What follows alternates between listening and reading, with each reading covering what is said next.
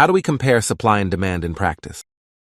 Let's see how we can compare supply and demand in practice. It will greatly differ from the theoretical approach.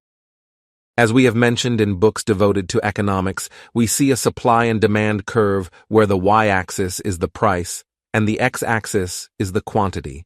Some analysts decide to use a similar approach yet with reversed axes.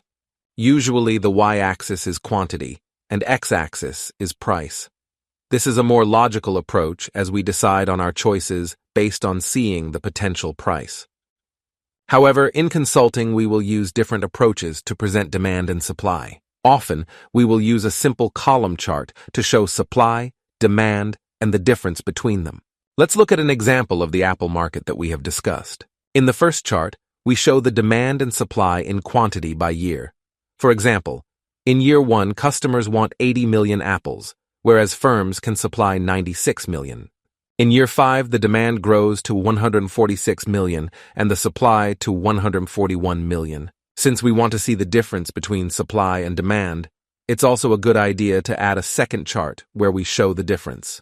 We have also used different colors to make it clear whether we are dealing with a surplus or a shortage. Thanks to this, we can easily see that in year 1 we have a surplus of 16 million, whereas in year 5 we have a shortage of 6 million. As we have mentioned when we talked about estimating the supply and demand in practice, you will also want to disaggregate the supply and demand into drivers.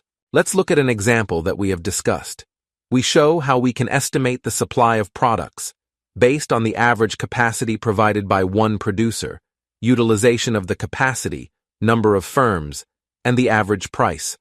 Based on those 4 components, we can estimate the supply in quantity and in value. Every driver you may track over time and see its contribution.